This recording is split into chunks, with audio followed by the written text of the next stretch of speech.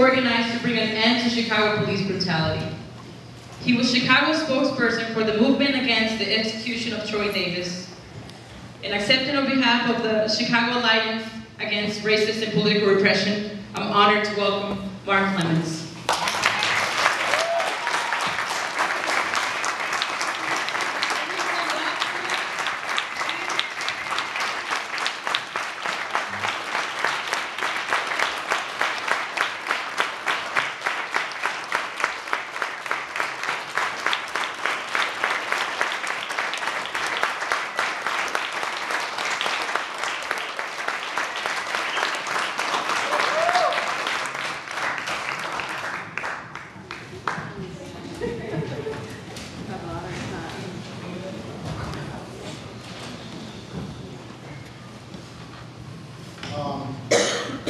Thank you for at least acknowledging Brother Troy Anthony Davis' situation, and once again for acknowledging the Chicago Alliance Against Racist and Political Repression.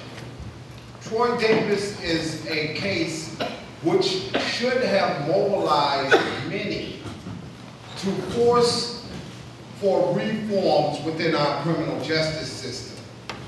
Sad to say, that family has been going through many ups and downs. Now with the death of Martina Carey, who is the sister of Troy Davis, and the one that really led the fight to mobilize many people around her brother's situation. Well, I'm sad to say that she passed away this Thursday. Furthermore, Troy Davis' case is something that should cause us all to be alarmed. The reason why none of us in this room have a constitutional guaranteed right to wrongful conviction in the eyesight of our Supreme Court. Not just here on the Illinois level, but at the U.S. Supreme Court level. How can we change this? How can we change the fact that there are many men inside of Illinois prison that are John Burroughs torture victims and they can't get out? They cannot get out of these situations because we are the people. And when someone falls, we must step in their places as being their brothers and their sisters and their mothers and their fathers. But if we don't step into that arena, what we allow is for our criminal justice system, well, we won't take you down to the police station and beat you anymore. We'll just hang you. So many people may have not paid attention, but there were 2 hangings at Area 2 violent crime within less than days. When are we going to wake up and begin to understand that the change upon our criminal justice system, it really lies within the hands of someone like Anita Alvarez? But if we ignore Anita Alvarez and we let Anita go and do all of her little campaigning, I'm talking about scot-free, no noise being made, no one wants to get up, Anita wins. So that's why we are here. And we're dealing with a case called People versus Stanley Rice. People versus Stanley Rice is a case that will either make or break all torture cases here in Chicago.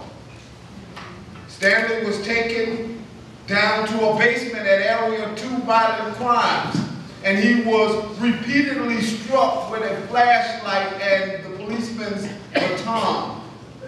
Stanley has been locked up for 30 years of his life. He's been there because when the police, who has the power of the pen, when they get through putting down what they want to put down, no one looks any further. So here it is, a man that is charged with a rape, but there's no DNA. So we walk around and we say, well, guess what? We really made a change. Criminal justice systems in the African American and Latino community right now today amount to zero.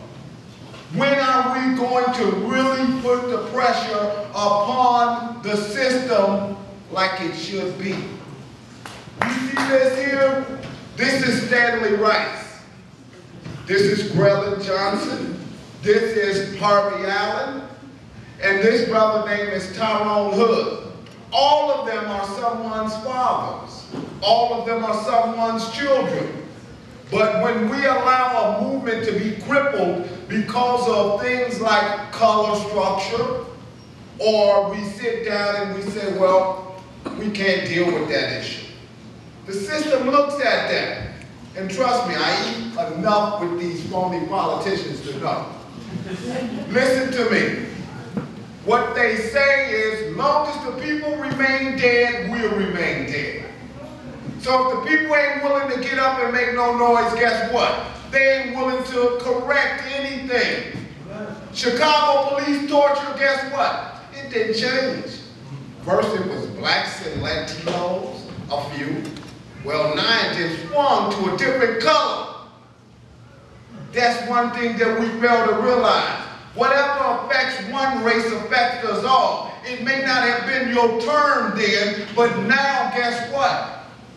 Area 4 violent crimes, Area 5 violent crimes. I'm getting tons of complaints. And I'm meeting their family members and I'm saying, well, it's gotta be African American. No! They're Caucasians. And they're Caucasians due to the fact that they're poor. So now they fall into the trap of the criminal justice system and no one wants to help them. Please, please, over this holiday season, there's one lady on my agenda who I am, first of all, who I know is innocent. Totally innocent. Medical examiner says that she didn't kill her child. Police takes her down into police custody, and when they get through interrogating her, guess what? They say she confessed. Medical examiner goes and changes the ruling. Now, guess what? It keeps this person in prison for 35 years of her life unless we, the people, stand up and understand one thing. This is our sister who they did this to. Please remember the name of Nicole Harris. Nicole Harris. Everybody got IDOC Google sites? Nicole Harris. Google that name. Send her a Christmas card. If nothing, but you can just afford a little piece of paper and say, guess what? I love you, and guess what? We trying to do our best. Want me to tell you, that goes a long ways with those brothers locked up. Many of the brothers who you communicate with, guess what?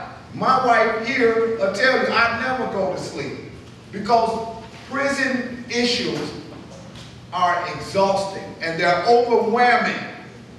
Please understand one thing. I need all of your help. As a collective group, let's be a group who goes to the politician. I'm talking about straight to Anita Alvarez. I'm talking about straight to whoever the problem is, and guess what? Tell them to correct it. If we don't operate under that regime, sad to say, some of you in this room may be in prison next year this time. Think about that. I love you all. Thank you.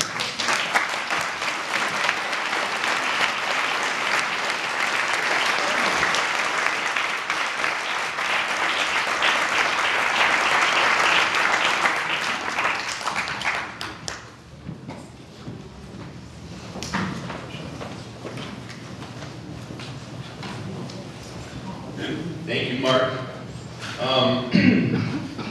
Actually, he might be talking about 3 or more of us in this room.